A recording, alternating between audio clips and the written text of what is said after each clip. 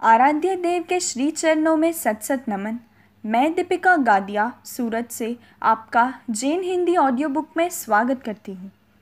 अगर आप इस चैनल पर नए हैं तो इसी वक्त सब्सक्राइब कीजिए और बेल आइकन को प्रेस कर दीजिए ताकि आपको रेगुलर नोटिफिकेशन मिलते रहे।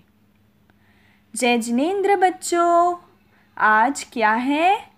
आज संडे है, तो आइए आज हम एक बहुत इंटरेस्टिंग स्टोरी सुनते हैं।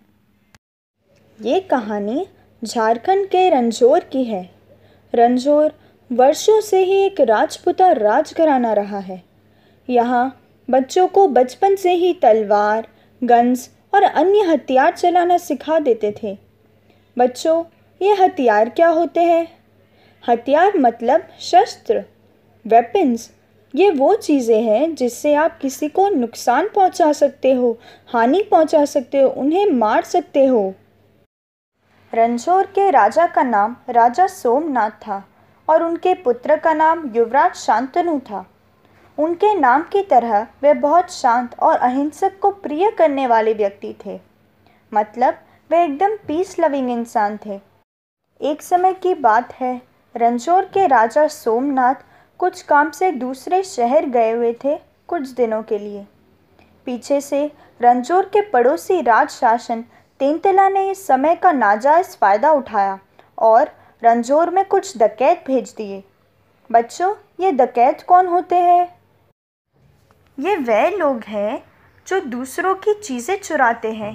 ये एक क्राइम है और इसके पनिशमेंट्स भी होते हैं।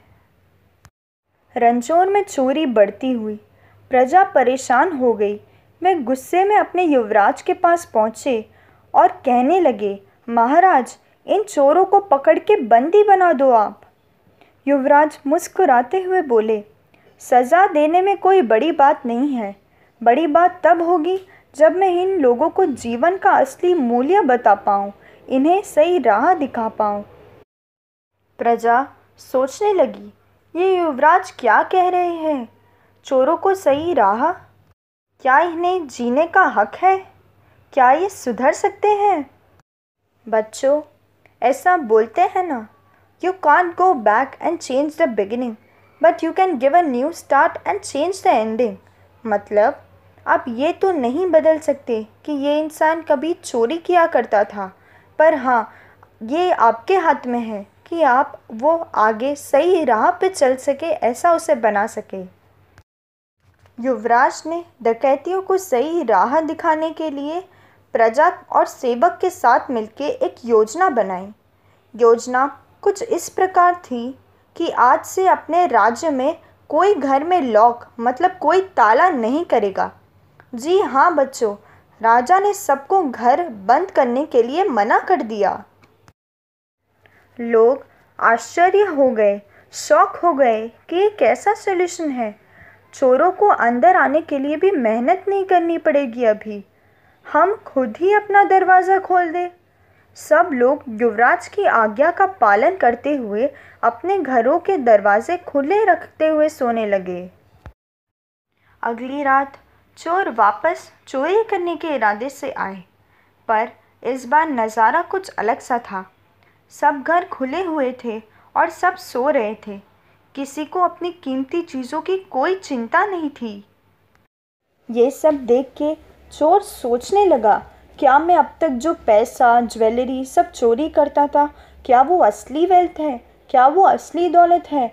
या अपने इच्छाओं को काबू करना और उस पर अमल करना ही ज़िंदगी का सबसे बड़ा अचीवमेंट है? चोरों को रियलाइज़ हुआ कि वह कुछ गलत काम कर रहे थे और इसकी माफ़ी नहीं मिलेगी उन्हें कभी। तो उन्होंने डिसाइड किया कि वे युवराज के पास जाके माफ़ी मांगेंगे और जो भी चीज़ें उन्होंने चुराई है वो वापस कर देंगे।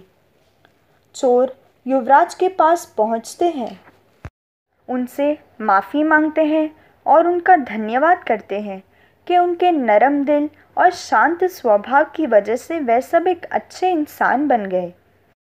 इसी तरह युवराज ने बिना किसी लड़ाई, झगड़े, विवाद के ही अपने क्षेत्र में चोरी भी रोक दी और चोरों को एक नया जीवन भी प्रदान कर दिया। बच्चों, इसका सार यही है कि बुरा इंसान नहीं होता, बुरा सिर्फ उनकी कुछ आदतें, सोच या काम होते हैं। अगर उन्हें उनसे अलग कर दिया जाए तो हर इंसान अच्छा और सच्चा होगा। तो बच्चों, आज हमने ये सीखा कि अहिंसा परम धर्म है, अहिंसा परम संयम है, अहिंसा परम दान है तथा अहिंसा ही परम यज्ञ है। अहिंसा परम फल है तो अहिंसा ही सही मित्र है। अहिंसा परम सुख है। Stay happy, stay non violent. ओम अरहम।